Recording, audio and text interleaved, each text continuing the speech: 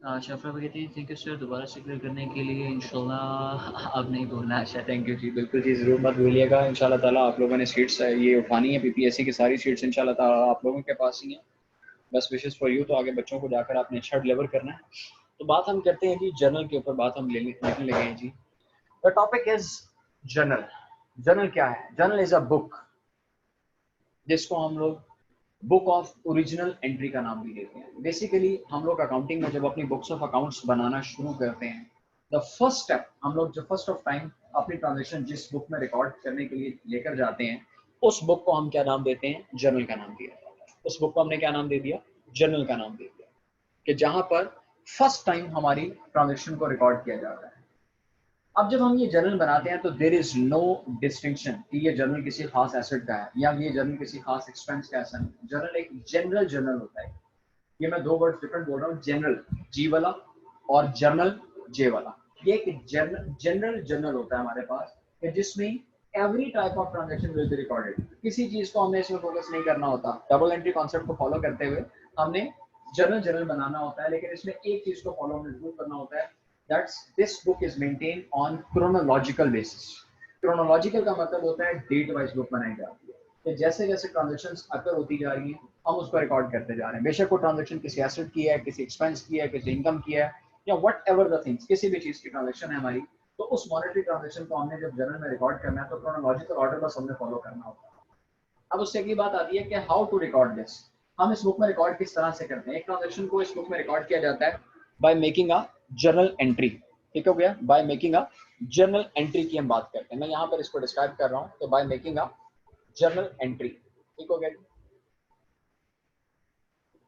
अब journal entry की अगर हम बात करते हैं तो एंट्री का एक्सप्रेशन हमारे पास क्या होता है कि to follow the double entry concept, के डबल एंट्री कॉन्सेप्ट को फॉलो करते हुए हम लोग क्या करते हैं कि एक चीज को डेबिट करते हैं और एक चीज को क्रेडिट करते हैं। ये एक्सप्रेशन ऑफ एंट्री होता है हमारे पास, जिसमें जो डेबिट एक्सप्रेशन है वो थोड़ा सा लेफ्ट वन होता है और जो क्रेडिट एक्सप्रेशन है वो थोड़ा सा राइट वर्ड होता है। इनके आगे सेम अमाउंट्स होती है, क्योंकि डबल एंट्री कॉन्सेप्ट ये कहता है कि every transaction have two aspects, one is debit and one is credit and both must be equal to each other.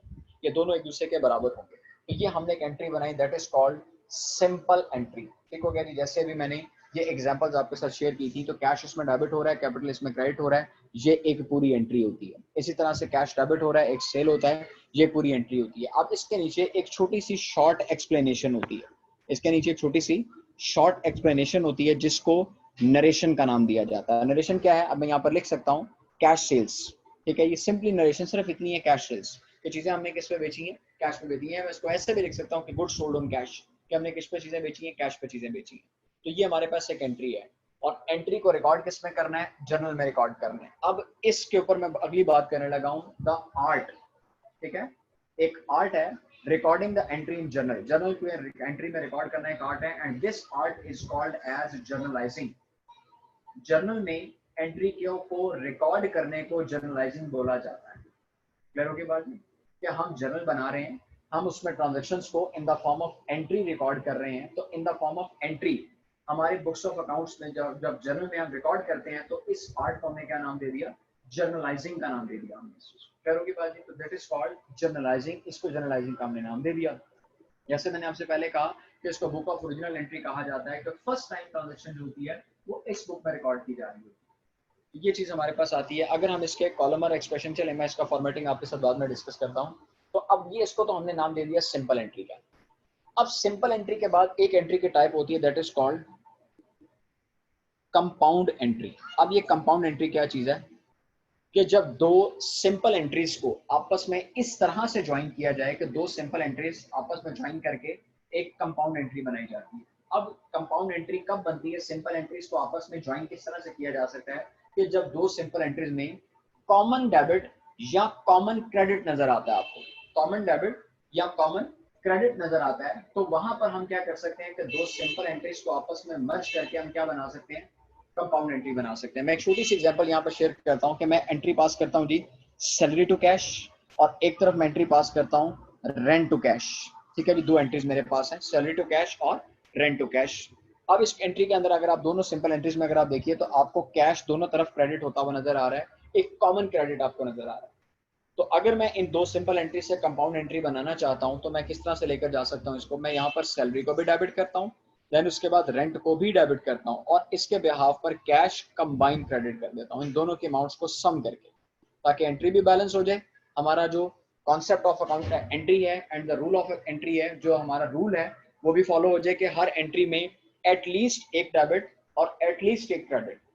और इसका मतलब एटलीस्ट का वर्ड यूज करने का मतलब है कि it can be more than one debit, it can be more than one credit. तो कंपाउंड एंट्री बेसिकली कैसे कहते हैं उसे, the entry which contains more than one debit and more than one credit. But one thing again clear, debit बेशक एक से ज्यादा हो, क्रेडिट बेशक एक से ज्यादा हो, लेकिन total debit and total credit of the entry must be equal to each other. अगर ये डिस्टर्ब हो गए तो कभी भी हमारी अकाउंटिंग आगे कैरी नहीं कर सकती। क्लियर होगी बात जी? तो ये थी हमारे पास एक कंपाउंड एंट्री। आज आप लोगों के साथ एक छोटा सा क्वेश्चन शेयर करने जा रहा हूँ और उस क्वेश्चन का आंसर मैंने जो है ना वो आपसे डिस्कस करना है। अच्छा जी, शाहिद जफर साहब आए हैं। अच्छा शाहिद जफर, मैंने आपका मैसेज पढ़ लिया, मैं आपको रिस्पॉन्स करता हूँ उसके बाद। ठीक है जी, थैंक यू। अच्छा जी, तो बात मैं यहाँ पर ये करने लगा हूँ जी कि एक छोटा सा आपसे आज एक क्वेश्चन करने लगा हूँ। कल इंशाल्लाह ताला इस क्वेश्चन के ऊपर आपका रिस्पॉन्स कर लूंगा मैं आपसे। अकाउंटिंग में हर हेड की, हर चीज की कोई ना कोई नेचर होती है, या तो डेबिट होता है या वो क्रेडिट होता है। बट एक अकाउंट हमारी अकाउंटिंग में ऐसा है जो न्यूट्रल इन नेचर है, जो कि न्यूट्रल इन नेचर है। ना तो उसकी नेचर स्पेसिफिकली डेबिट है और ना ही उसकी नेचर स्पेसिफिकली क्रेडिट है। अब वो कौन सा है तो कल इसके ऊपर हम लोग मैं आपसे इसका रिस्पांस लूंगा कि वो न्यूट्रल नेचर का अकाउंट कौन सा है। अगर आज आपको पता होगा तो चलें अभी इस सेशन के बाद आपसे उस पर डिस्कस कर लेते हैं, लेकिन नहीं तो अदरवाइज इंशाल्लाह ताला कल मैं आपसे इसका आंसर लूंगा। ये एक छोटा सा क्वेश्चन मैं आप लोगों के साथ आज जो है ना वो शेयर करूंगा। तो ये वहाँ हमारी बात काफी हद तक आज क्लियर हो गई जी कि जर्नल क्या है। जर्नल एक बुक का नाम है, ये हमारी अकाउंटिंग की वो बुक है जिसको बुक्स ऑफ ओरिजिनल एंट्री का नाम दिया जाता है, जिसको बुक्स ऑफ ओरिजिनल एंट्री का नाम दिया जाता है, कि जिसमें फर्स्ट टाइम हम लोग क्या करते हैं कि एंट्री को रिकॉर्ड करते हैं। क्रोनोलॉजिकल ऑर्डर को फॉलो करते हुए हमें इसमें एंट्रीज को रिकॉर्ड करना होता है। एवरी ट्रांजैक्शन जब उसको रिकॉर्ड किया जाता है in the form of journal entry, और in the form of journal entry के रिकॉर्ड करने के प्रोसेस को जर्नलाइजिंग कहा जाता है। और एंट्री के अंदर हमेशा एटलीस्ट एक डेबिट और एटलीस्ट एक क्रेडिट होगा, और डेबिट और क्रेडिट हमेशा एक दूसरे के इक्वल होगा। और उस एंट्री के नीचे एक शॉर्ट एक्सप्लेनेशन दी जाती है जिसको हम किस चीज का नाम देते हैं, जनरल नरेशन का नाम देते हैं। तो इसका मतलब एक एटलीस्ट एक डेबिट, एटलीस्ट एक क्रेडिट और उसके साथ उसकी शॉर्ट एक्सप्लेनेशन, ये पूरी की पूरी हमारी क्या बनती है, एक एंट्री बन जाती है। और हम लोग क्रोनोलॉजिकल ऑर्डर में चलते हुए फिर ये सारी की सारी एंट्रीज पास करते जा रहे हैं। करोगे। और सिंपल एंट्री की बात मैंने आपके साथ की थी जिसमें एटलीस्ट जिसमें एक डेबिट और एक क्रेडिट होता है। लेकिन जब हम बात करते हैं कंपाउंड एंट्री की तरफ, तो कंपाउंड एंट्री में हमने ये पढ़ा कि ऐसी एंट्री जिसमें मोर देन वन डेबिट, अब मोर देन वन का मतलब है एक से ज्यादा, हाउ मच, कोई लिमिट नहीं है, बेशक 100 डेबिट हो जाए इकट्ठे या 100 बेशक क्रेडिट हो जाए इकट्ठे, लेकिन हमेशा दो सिंपल एंट्री से कंपाउंड बनती तब है जब दोनों सिंपल एंट्री का कोई कॉमन डेबिट होगा या कॉमन क्रेडिट होगा। तो कॉमन डेबिट या कॉमन क्रेडिट की एंट्रीज को हम सिंपल एंट्रीज को जब आपस में एडजस्ट कर लेते हैं, मिक्स कर देते हैं, तो वो क्या बन जाती है, कंपाउंड एंट्री की तरफ बात चली जाती है। क्लियर होगी? तो ये सारी कुछ एग्जांपल्स के साथ मैंने डिस्कशन आपके साथ की। तो आज की हमारी डिस्कशन जो है वो मैं इसको यहाँ पर आज वाइंड अप करता हूँ कि व्हाट इज जर्नल। उससे पहले हमने स्टार्ट आज लिया था कि हमारा what is debit and credit, rule of debit and credit, application of debit and credit on head of accounts, और उसके बाद फिर हमने डिस्कस किया कि what is journal and how to make a journal entry. उसके ऊपर हमारे डिस्कशन। ठीक हो गया जी? तो इंशाल्लाह ताला कल का लेक्चर फिर हमारा इससे मजीद आगे कंटिन्यू होगा। कल की हमारी डिस्कशन होगी लेजर के ऊपर, और लेजर के साथ साथ कल इंशाल्लाह ताला मैं ट्रायल बैलेंस को भी डिस्कस करूंगा और कुछ मजीद अकाउंटिंग के कॉन्सेप्ट्स हैं इंशाल्लाह ताला कल मैं लेजर में आपके साथ शेयर करता हूँ। ठीक हो गया जी? चलिए जी, if you have any question session तो आइए उसके ऊपर दोबारा से छोटी सी बात करें।